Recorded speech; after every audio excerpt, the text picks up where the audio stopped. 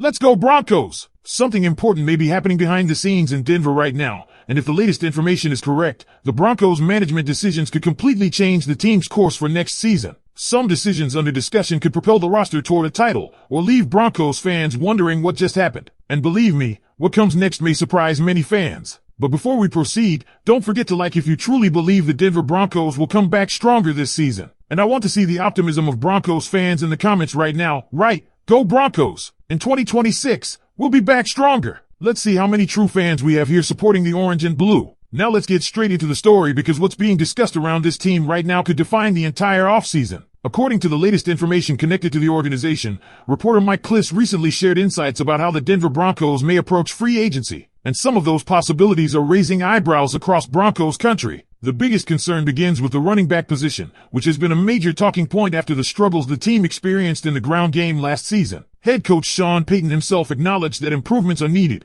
particularly when it comes to generating more takeaways and creating a more consistent run game. Those comments alone made many fans believe the Broncos would aggressively target a top running back in free agency, but the latest indications suggest that might not happen. In fact, the report suggests the Broncos might not pursue high-priced running backs on the market at all. Names like Kenneth Walker, Travis Etienne, and Tyler Algier have been mentioned in conversations around the league as potential targets, but there are now doubts about whether Denver will actually make a serious push for players in that tier. And this is where the debate really begins. Because if the Broncos choose a more conservative approach, one of the names being floated as a possible addition is Kenneth Gainwell. Now, Gainwell is a talented player, especially as a receiving back, but many analysts believe he would be a redundant fit next to R.J. Harvey, who the Broncos are already investing in as part of their future at the position. That's the key issue here. Denver doesn't just need another back, they need a difference maker. Last season showed flashes of what the offense could look like when things were working. J.K. Dobbins brought explosiveness before his injury, and R.J. Harvey has shown potential to grow. But the Broncos still lack that downhill runner who can dominate between the tackles, wear down defenses,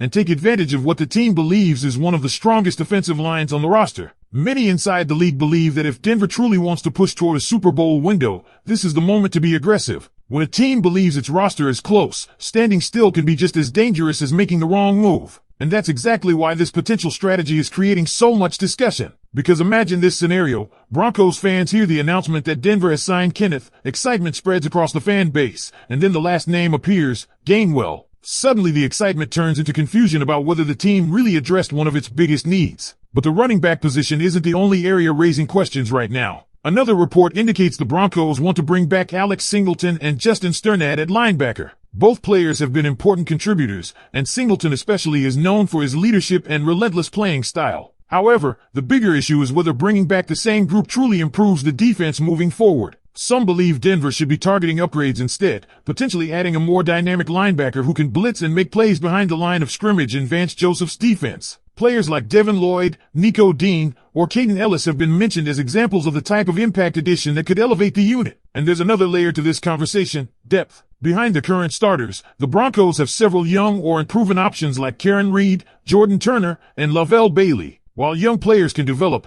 relying too heavily on inexperienced depth at such a critical position could create major problems if injuries occur. So when you combine the uncertainty at running back with the possibility of simply running it back at linebacker, some analysts are beginning to wonder if Denver might be setting itself up for what some have called a potentially disappointing offseason. And we're not even talking yet about the tight end situation, where the Broncos reportedly want Adam Troutman back despite the position clearly needing more offensive production. And this is exactly where the situation becomes even more interesting, because the conversation inside the organization doesn't stop at running back or linebacker. There's another position that could spark serious debate among Broncos fans if things unfold the way some reports suggest. Let's talk about the tight end room. Right now, one of the biggest priorities for Denver should be upgrading this position, and the reason is simple. Last season, the tight end group simply did not produce enough offensively, and when you look at the numbers, the situation becomes even clearer. Adam Troutman, who played the most snaps among Broncos tight ends last season, finished the year with only 20 receptions on 23 targets despite being on the field for more than 600 offensive snaps. That kind of production raises serious questions about whether the position is giving the offense enough impact in the passing game. And yet, according to the latest information circulating around the team,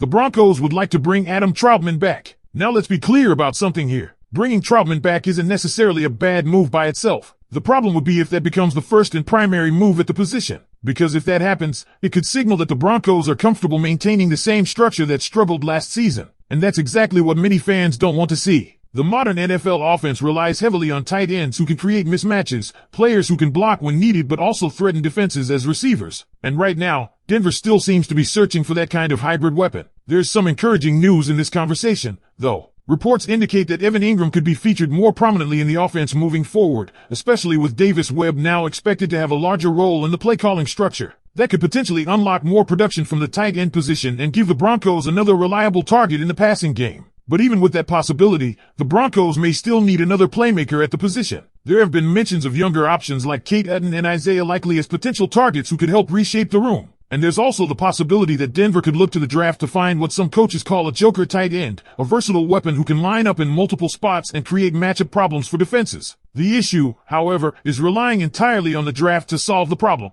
because the draft never guarantees results. Even highly rated prospects can take time to develop, and if Denver waits too long to address the position in free agency, they might miss out on proven options who could immediately upgrade the offense. And this brings us back to the bigger picture of this entire offseason. The Broncos are in a very delicate moment right now. The team believes the roster is close to competing at a higher level. The offensive line is considered one of the strongest units on the team. The defense has shown flashes of being dominant, but there are still clear holes that need to be addressed. Running back needs a powerful, consistent runner. Linebacker could use more playmaking ability and depth, and tight end still lacks the kind of difference maker that modern offenses rely on. The concern some analysts have right now is that if Denver plays this offseason too conservatively, bringing back familiar names without adding enough impact players, the team could miss a golden opportunity to take a real step forward. And with the legal negotiating period of free agency approaching fast, the next few days could completely reshape the conversation. Deals can start being agreed to soon, and once that window opens, we'll finally see whether the Broncos plan to be aggressive or whether they'll stick to a quieter strategy built around continuity. But here's the big question for Broncos country. Another important detail that Broncos fans need to pay attention to is the timing of everything that's about to happen. The legal negotiating period of NFL free agency is right around the corner, and once that window opens, things across the league will move extremely fast. Teams will start reaching agreements with players, and the biggest names on the market can disappear in a matter of hours. That's why the strategy Denver chooses right now is so critical. Because if the Broncos hesitate while other teams become aggressive, the difference makers at key positions could be gone before Denver even enters the conversation. And that's exactly the fear some analysts are starting to express. The roster clearly has strengths, but the margin between being a playoff contender and a true championship threat is often determined by just a few key additions. When the Broncos evaluated last season, the coaching staff acknowledged that several of their victories came in extremely close games. That's exciting,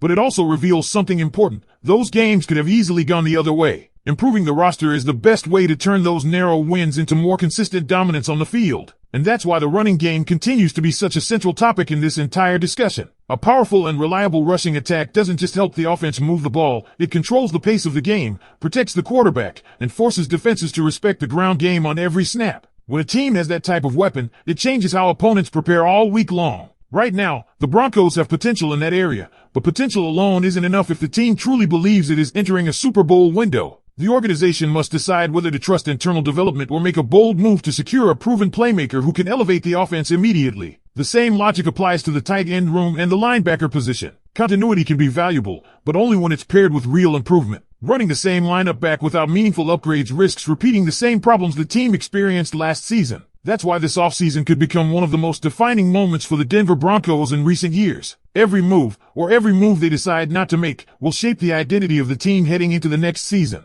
And Broncos fans know this better than anyone. In the NFL, momentum can change quickly. A smart, aggressive offseason can transform a good team into a contender. But hesitation